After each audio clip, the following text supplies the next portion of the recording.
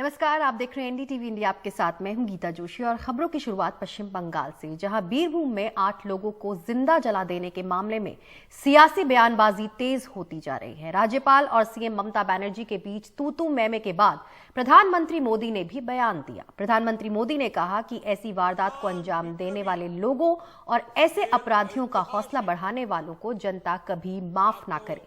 साथ ही उन्होंने कहा कि उम्मीद है कि राज्य सरकार दोषियों को जल्द से जल्द सजा दिलाएगी। इससे पहले मुख्यमंत्री ममता बनर्जी ने कहा कि बीरभूम में हुई घटना को जायज नहीं ठहराया जा सकता, लेकिन ऐसी घटनाएं उत्तर प्रदेश, गुजरात और राजस्थान में भी हुई हैं। साथ ही उन्होंने कहा कि हम निष्पक्ष तरीके से कार्रवाई करेंगे। ममता बनर्जी गुरुवार को बीरभूम जाएंगी। इस बीच कोलकाता हाई कोर्ट ने भी इस मामले में स्टेटस रिपोर्ट तलब की है। बीरभूम में एक टीएमसी नेता की हत्या के बाद हिंसा भड़की थी। मैं पश्चिम बंगाल के बीरभूम में हुई हिंसक वारदात पर दुख व्यक्त करता हूं, अपनी संवेदना व्यक्त करता हूं। मैं आशा करता हूं कि राज्य सरकार बंगाल की महान धरती पर ऐसा जघन्य पाप करने वालों को जरूर सजा दिलवाएगी। मैं बंगाल के लोगों से भी आग्रह करूंगा कि ऐसी वारदात को अंजाम देने वालों को, ऐसे अपराधियों का हौसला बढ़ाने वालों को कभी माफ न करें। গন্ডায় গন্ডায় উত্তরপ্রদেশ, বিহার, রাজস্থান, মধ্যপ্রদেশ, উত্তরপ্রদেশে হয়, গুজরাটে হয়। আমরা সেটাকে জাস্টিফাই করছি না, কিন্তু আমরা যেটা বলতে চাই সেটা হচ্ছে ঘটনা ঘটেছে, অন্যায়, ঘটনার বিরুদ্ধে অ্যাকশন হবে। और पश्चिम बंगाल के दुर्गापुर से ज्यादा जानकारी दे रहे हैं हमारे सहयोगी सौरभ गुप्ता। देखिए, बहुत ही जो दुर्घटना हुई है बीरभूम डिस्ट्रिक्ट में, जो रामपुरहाट के ब्लॉक में हुआ है, उसमें बहुत दुख की बात है कि महिलाएं और बच्चे की जान जो है गए हैं इस हादसे में। लेकिन अब इस बात को लेकर राजनीति भी शुरू हो गया है और कलकत्ता हाई कोर्ट ने भी अपने जो इंस्ट्रक्शंस है वो भी सुओ मोटो केस को टेक अप किया है। उसके बाद सुनवाई के बाद आज कुछ चीज़ें ऑर्डर में डाले हैं, जैसे कि उस जगह पे जहाँ पे ये घटना हुई है बख्तुई विलेज में, वहाँ पे सीसीटीवी कैमरा लगना चाहिए ताकि सारे एंगल्स जो है क्राइम सीन का वो कवर हो जाए। बाकी सीएफएसएल की टीम आनी है, लेकिन कलकत्ता हाई कोर्ट ने सीबीआई प्रोब ऑर्डर के मांग को लेकर उस मांग को खारिज कर दिया है। कहा है कि राज्य को एक मौका देना चाहिए प्रोब करने के लिए।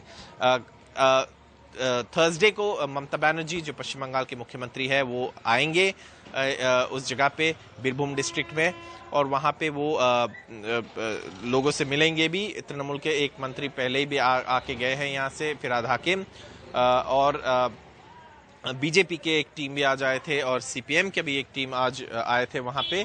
लेकिन अब जो हमें पता चल रहा है कि कल ममता बनर्जी खुद आएगी वहाँ पे और जो लोग हैं जिनके घर जले हैं उनसे भी बात करेंगे।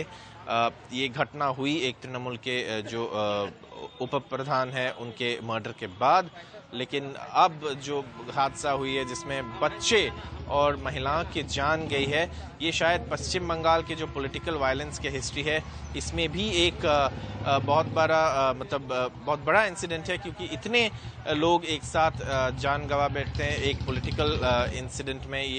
जैसे कि आरोप लगाया जा रहा है कि पॉलिटिकल इंसिडेंट है, लेकिन पुलिस का अब तक इस पे कोई कहना नहीं है। वो कह रहे हैं कि जांच चल रहा है, शायद वो एक इंसिडेंट और दोनों इंसिडेंट में अलग अलग भी हो सकता है, लेकिन 2 एफआईआर भी हुआ है इस इंसिडेंट में।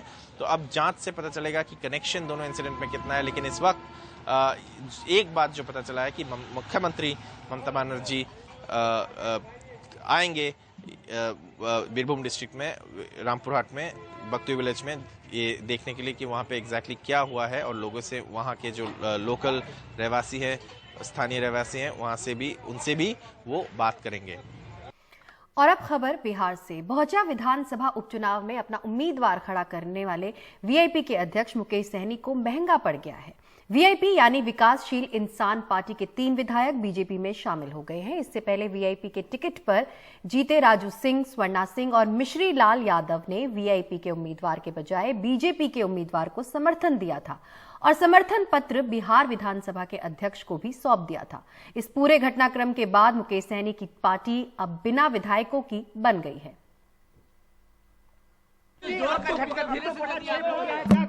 भाई क्या कहना है इसमें, हम लोग पहले भी एनडीए बैकग्राउंड से आप लोगों को बताते रहे हैं और आगे भी ये रहेंगे। हम लोग अभी मिल गए हैं। क्यों छोड़े? हम लोग तो एनडीए से वो अलग हुए इसलिए छोड़े। उन्होंने आज नॉमिनेशन कर दिया ना अपना। सबसे पहले तो मैं बधाई देती हूँ कि हमारी घर वापसी हुई है। हमारे लोग अभी हमारे अध्यक्ष जी ने कहा कि वीआईपी में 8 हमारे ही लोग थे जिसको टिकट हम लोगों ने फाइनल किया था, लेकिन जब यहाँ के गिराने लगे तो हम लोगों ने दिया और हम लोगों ने नहीं तोड़ा, एनडीए ने नहीं तोड़ा, खुद उन्होंने अपनी मसाल अपना ही जगाने लगे। तो ये हमारे सारे जो हमारे माननीय सदस्य हैं उन्होंने एनडीए का हमेशा सदस्य रहे, भारतीय जनता पार्टी के सदस्य रहे, लेकिन उसमें जब हमारा गए वीआईपी में तो जब उन्होंने अपना तोड़ा है तो ये खुद अपने यहाँ हमारे यहाँ भी पुराने घर अपनी वापसी हुई है। अब ये बात नहीं, हम लोगों ने आज भारतीय जनता पार्टी में विधिवत रूप से शामिल हुए हैं। पहले भी उसी पार्टी पर चुनाव लड़े थे, आज भी उसी पार्टी में शामिल हुए। विकासशील इंसान पार्टी के जो बिहार विधानसभा में 3 सदस्य थे, उन्होंने भारतीय जनता पार्टी में शामिल हो गए हैं। अच्छा, तो ये क्या मतलब पहले से तय था या फिर कुछ नाराजगी? नहीं, कोई नाराजगी वगैरह कोई बात नहीं है। ये अपने घर वापस आए हैं। और अब खबर उत्तराखंड से। पुष्कर सिंह धामी दूसरी बार उत्तराखंड के मुख्यमंत्री बन गए हैं। बुधवार को उन्होंने अपने मंत्रिमंडल के साथ शपथ ली। धामी के साथ सतपाल महाराज, सुबोध उनियाल, धन सिंह रावत, प्रेमचंद्र अग्रवाल, गणेश जोशी, रेखा आर्य, चंदन रामदास और सौरभ बहुगुणा ने मंत्री पद की शपथ ली। शपथ ग्रहण समारोह में प्रधानमंत्री मोदी, गृह मंत्री अमित शाह और यूपी के मुख्यमंत्री योगी आदित्यनाथ समेत कई बड़े मंत्री और मुख्यमंत्री शामिल हुए। सरलीकरण का मंत्र, समाधान का मंत्र और निस्तारण का मंत्र, ये मंत्र लेकर हम पूरी पारदर्शिता के साथ चीजों को सरल करेंगे। हमारी सरकार लोगों के गांव-गांव तक जाएगी, घर-घर तक जाएगी और जो भी अच्छे समाधान हो सकते हैं उन समाधानों को करेंगे। माननीय प्रधानमंत्री जी के नेतृत्व में, उनके निर्देशन में जो भी यहाँ पर योजनाएं चल रही हैं, पहले कभी ये योजनाएं चली नहीं है, उन योजनाओं को सीधे सीधे धरातल पर पहुँचाने का काम होगा। केंद्र सरकार और राज्य सरकार दोनों सरकारें मिलकर डबल इंजन बनकर राज्य को तेज गति से आगे बढ़ाएंगे। और अब खबर महाराष्ट्र से। महाराष्ट्र के मुख्यमंत्री उद्धव ठाकरे के रिश्तेदार पर ईडी की कार्रवाई के बाद से महाराष्ट्र की राजनीति और गर्मा गई है। केंद्र बनाम राज्य की इस लड़ाई में बुधवार को बीएमसी अधिकारी बीजेपी नेता मोहित कंबोज के घर पहुंचे और उनके घर में हुए निर्माण का सर्वे किया। मोहित कंबोज ने आरोप लगाया कि ये सब उन्हें डराने के लिए किया जा रहा है।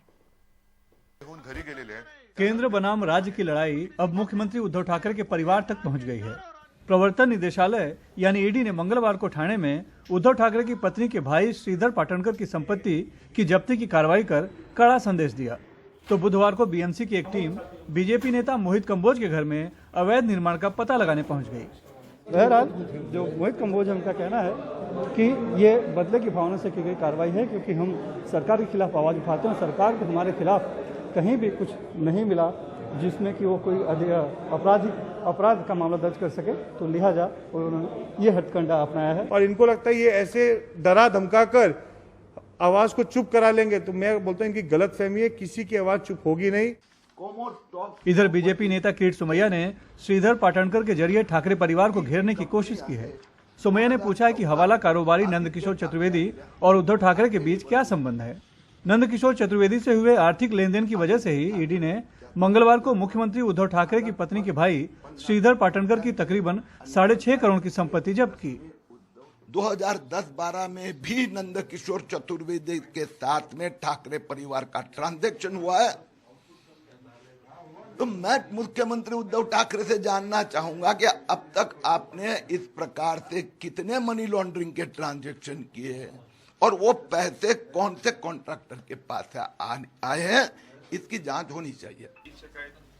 शिवसेना सांसद संजय राउत ने इसे बीजेपी की तानाशाही की राजनीति बताया है, तो एनसीपी नेता शरद पवार ने केंद्रीय एजेंसियों का दुरुपयोग।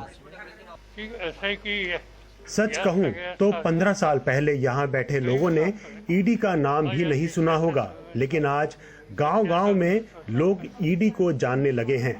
दुर्भाग्य से इस सब का दुरुपयोग किया जा रहा है। इस प्रकार की एक्शन जहां बीजेपी के शासन नहीं है या बीजेपी सत्ता से दूर हो गई है, इसे पश्चिम बंगाल, महाराष्ट्र, तमिलनाडु, झारखंड, छत्तीसगढ़ ऐसे राज्यों में इस प्रकार से केंद्रीय जांच एजेंसी जोरदार तरीके से कार्रवाई कर रही है। महाविकास सरकार के आघाड़ी के सरकार के जो प्रमुख स्तंभ है, उनको इस प्रकार से आप दबाव में लाकर अगर आप अब ये मानते हैं कि ये सरकार गिर जाएगी और यहाँ राष्ट्रपति शासन लगेगा तो आप नींद से जाग उठे, ऐसा कुछ नहीं होगा। इस बीच केंद्र बनाम राज्य की लड़ाई में एक और नेता बीजेपी के प्रवीण दरेकर पर गिरफ्तारी की तलवार लटक रही है। फर्जी मजदूर केस में सेशन कोर्ट ने उनकी अग्रिम जमानत याचिका पर सुनवाई पूरी होने के बाद 25 मार्च तक फैसला सुरक्षित रखा है। मुंबई से कैमरामैन राजेंद्र दयालकर के साथ सुनील सिंह, एनडीटीवी इंडिया के लिए। कर्नाटक हाईकोर्ट ने मैरिटल रेप पर सख्त टिप्पणी करते हुए कहा है कि शादी क्रूरता का लाइसेंस नहीं है। हाईकोर्ट ने कहा है कि शादी जैसी संस्था किसी भी पुरुष को विशेषाधिकार नहीं देती और ना ही इस तरह के अधिकार देती है कि वो एक महिला के साथ जानवरों की तरह क्रूर व्यवहार करे। और इस पर ज्यादा जानकारी दे रहे हैं हमारे सहयोगी निहाल किदवई। बुधवार को कर्नाटक हाईकोर्ट ने एक मामले में पति पर बलात्कार का मुकदमा चलाने की इजाजत दी। अदालत ने आईपीसी की धारा 376 के तहत आरोपी पति के खिलाफ मुकदमा चलाने का आदेश दिया। अदालत ने कहा कि एक आदमी है, एक कृत्य है और एक बलात्कार है, चाहे वो एक पुरुष द्वारा महिला पर किया गया हो या पत्नी पर पति द्वारा। कोर्ट ने आगे कहा कि अजीबोगरीब तथ्यों और परिस्थितियों में बलात्कार करने पर पति को छूट नहीं दी जा सकती, क्योंकि कानून में कोई भी छूट इतनी निरपेक्ष नहीं हो सकती कि वो समाज के खिलाफ अपराध करने का लाइसेंस बन जाए। मामला 2017 का है। शिकायतकर्ता महिला की शादी 2006 में हुई थी। इन दोनों का एक बच्चा भी है। शादी के कुछ सालों बाद इन दोनों के रिश्तों में खटास आई। पत्नी ने यौन उत्पीड़न और मानसिक यातना का मामला मार्च 2017 में बेंगलुरु में दर्ज करवाया, जहां ये रह रहे थे। पुलिस ने अन्य धाराओं के साथ साथ आईपीसी की धारा 376 के तहत चार्जशीट दायर की, जिसमें पति के माता पिता को भी आरोपी बनाया गया, लेकिन निचली अदालत ने उन्हें बरी कर दिया। लेकिन पति के खिलाफ दूसरी अन्य धाराओं के साथ साथ बलात्कार की धारा आईपीसी 376 के तहत मुकदमा चलाने का आदेश दिया, जिसे पति ने हाईकोर्ट में चुनौती दी। और अब हाईकोर्ट ने पति की याचिका खारिज कर उसके खिलाफ बलात्कार की धारा आईपीसी 376 के तहत मामला चलाने का आदेश दिया है। बेंगलुरु से निहाल किदवई, एनडीटीवी इंडिया।